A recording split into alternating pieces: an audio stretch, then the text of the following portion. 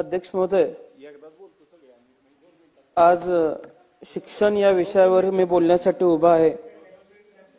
विद्येविना मती गेली, मतीविना नीती गेली, नीतीविना गती गेली, गतीविना वित्त गेले आणि विद्येविना वित्तविना शूद्र खचले, असं ज्या महात्मा फुलेंनी म्हणलं, त्या महात्मा फुलेंचं व सावित्रीबाई फुलेंना भारतरत्न दिला जावा म्हणून या सरकारच्या वतीने केंद्र शासनाला प्रस्ताव दिला गेलेला आहे।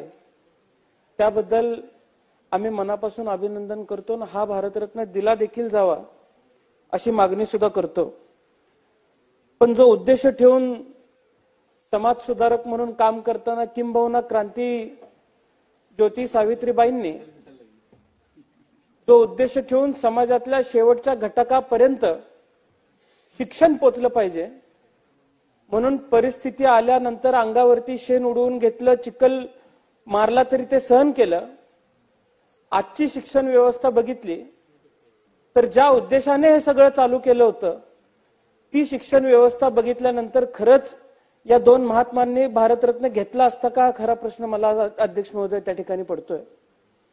अध्यक्ष महोदय, शिक्षण हा प्रत्येकाच्या आयुष्यातला एक कणा असतो।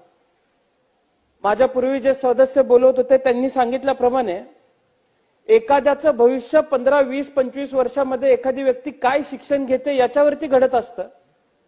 आणि अध्यक्ष महोदय, ग्रामीण भागामधली अनेक उदाहरणं मी तुम्हाला सांगू शकतो। फक्त शिक्षणामुळे त्यांच्या आयुष्यामध्ये फरक पडलाय। या शिक्षणाचे दूरगामी परिणाम एखाद्याच्या आयुष्यावरती होत असतात, मग त्याच्या गावाला त्याचा फायदा होतो, तालुक्याला होतो, जिल्ह्याला होतो, राज्याला होतो, देशाला होत असतो।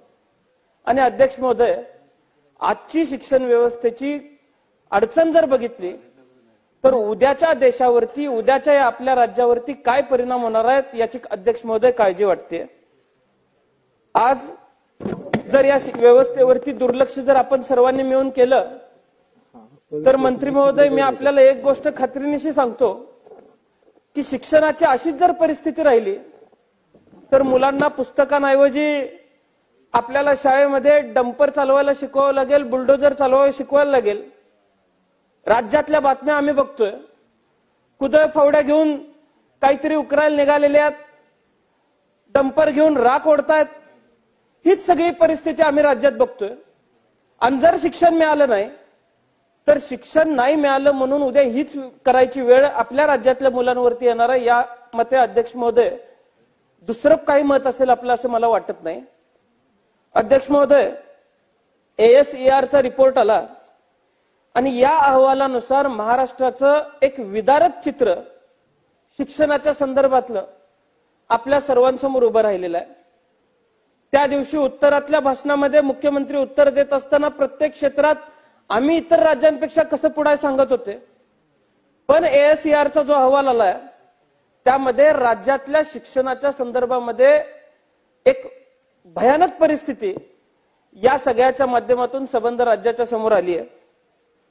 सरकारी शाळेमध्ये जाणाऱ्या विद्यार्थ्यांच्या टक्केवारीमध्ये 2022 मध्ये जी टक्केवारी 67.4 होती ती आज 2024 मध्ये 60.9% झालेली आहे। निष्कर्ष काढले गेले तर या निष्कर्षामध्ये एक गोष्ट लक्षात आली, 39% मुलांना अध्यक्ष महोदय गणित सोडवायला येत नाहीत, इंग्लिश वाचायला येत नाही। 9वी 10वीच्या विद्यार्थ्यांना इंग्लिश लिहिता येईना आणि वाचता येईना अशी परिस्थिती निर्माण झालेली आहे। मग अध्यक्ष महोदय, माझ्या पूर्वी बोलत असणारे जे सदस्य आहेत मी त्यांना सांगू इच्छितो आणि सर्वांना सांगू इच्छितो की कुठल्या एका घटकाला आपण इथं जबाबदार धरून चालणार नाही। किंबहुना शिक्षण मंत्री इथं बसलेले आहेत म्हणून या सगळ्या परिस्थितीला शिक्षण मंत्री जबाबदार आहेत असं म्हणूनही चालणार नाही। समाज म्हणून, समाजाभिमुख म्हणून आपण सगळ्यांनी एकत्र यावरती काम केलं पाहिजे। ज्या दुरुस्त्या आपण सुचवलेल्या आहेत त्या निश्चितपणाने स्वागतार्ह आहेत, पण समाज म्हणून कुठेतरी आपण एकत्रितपणाने जर या क्षेत्रामध्ये उतरलो तर या गोष्टीमध्ये, या क्षेत्रामध्ये ज्या सुधारित गोष्टी होणं आवश्यक आहे त्या व्हायला वेळ लागणार नाही अध्यक्ष महोदय, असं आम्हाला सर्वांना वाटतंय। या निष्कर्षामध्ये एक गोष्ट अत्यंत खात्रीपूर्वक जाणवली कौशल्य विकासावरती आपल्या राज्यातल्या अर्थसंकल्पामध्ये मोठ्या प्रमाणात खर्च केला जातोय, पण आज ग्रामीण भागातल्या शाळांमध्ये कौशल्य विकास आधारित कुठलंही शिक्षण दिलं जात नाही. विद्यार्थीही त्यात इंटरेस्ट घेत नाहीत. जी गोष्ट आवडीनं शिकवलीच जात नाही ती गोष्ट आवडीने शिकलीही जाऊ शकत नाही. अध्यक्ष महोदय, आपण सर्वांनी उद्याचा देश घडवत असताना कौशल्य विकास का महत्वाचा आहे याची जबाबदारी आणि जाणीव इथल्या प्रत्येक सदस्याला आहे. आणि असं असताना आपण सर्वजण कौशल्य विकासाला सुद्धा किती महत्व दिलं पाहिजे अध्यक्ष महोदय कुठेतरी ठरवण्याची आवश्यकता आहे. या अहवालामध्ये शाळांची संख्या कमी झाल्याची एक महत्वाचा घटक त्या ठिकाणी आलेला आहे. 2018 आणि 19च्या तुलनेत 2023 आणि 24 मध्ये 1705 शाळा संख्या कमी झालेली आहे. त्यामध्ये शासकीय शाळा 876 कमी झाल्यात, प्रायव्हेट शाळा 785 कमी झालेल्या आहेत, इतर शाळा 690 कमी झालेल्या आहेत. आता प्रायव्हेट शाळांचा आकडा अध्यक्ष महोदय इतका असण्याचं कारण असं आहे की काही शाळा अनधिकृत होत्या आणि अनधिकृत शाळांचा पेव फुटल्यामुळे कदाचित या प्रायव्हेट शाळांचा आकडा जास्त असेल.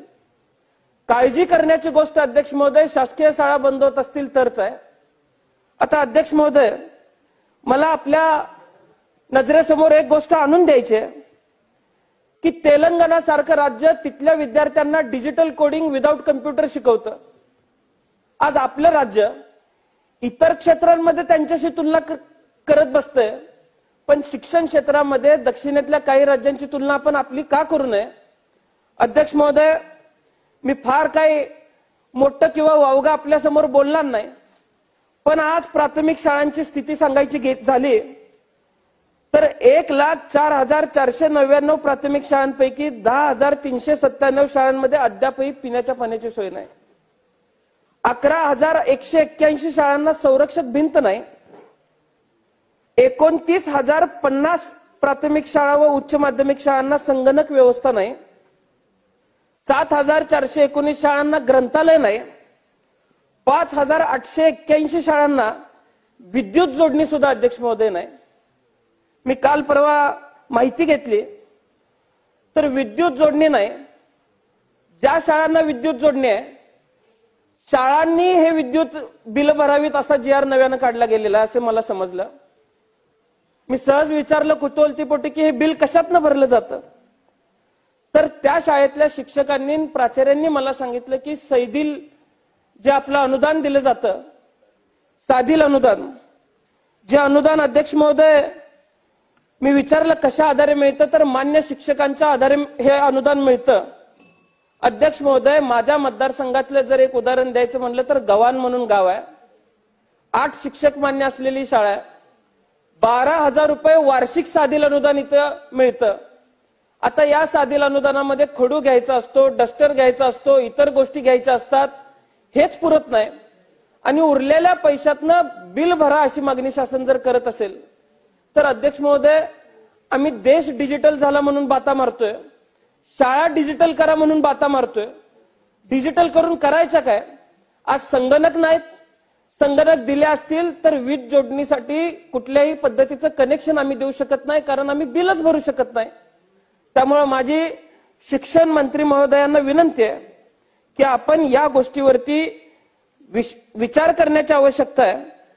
आज ग्रामीण भागातली शिक्षणाची अडचण आपण समजू शकतो, पण माझ्या जिल्ह्यातली मी एक परिस्थिती सांगतो जी अत्यंत सुखदायक आहे.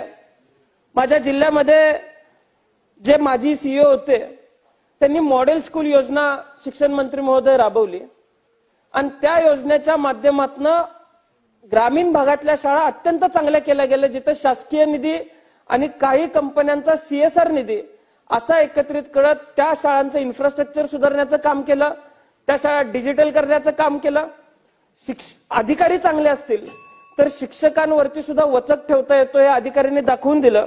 अध्यक्ष महोदय, माझ्या मतदारसंघातल्या अनेक शाळा आहेत जे या योजनेमध्ये चांगल्या पद्धतीनं आज काम करतायत. मी अध्यक्ष महोदय, आज खरं तर दिवसभर अनेक आमदार बोलत असताना कुणी गटारी मागितल्या, कुणी मंदिरं मागितली, कुणी रस्ते मागितले.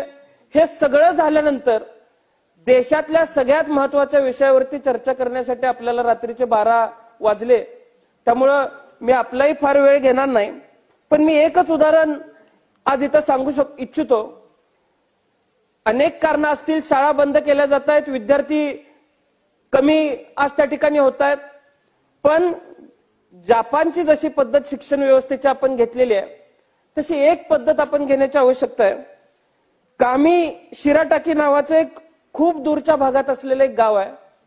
तिथं जाणाऱ्या लोकांची संख्या कमी आहे म्हणून तिथल्या रेल्वे व्यवस्थेनं तिथं जाणारी रेल बंद करायला पाहिजे असं सुचवलं. पण एक गोष्ट लक्षात आली की कानी हराडी नावाची एक मुलगी त्याच रेल्वेतनं रोज शाळेला ये जा करते. तिचं शिक्षण पूर्ण होईपर्यंत जपान सरकारनं निर्णय घेतला की ती रेल्वे आपण चालू ठेवायची. आज 3 विद्यार्थी आहेत, 4 विद्यार्थी आहेत, 20 विद्यार्थी आहेत म्हणून जर आम्ही शाळा बंद करत असू तर इतर देशांसारखी आपले देश घडला पाहिजे हे जे स्वप्न आपण बघतोय ते स्वप्न कसं पूर्ण होणार आहे?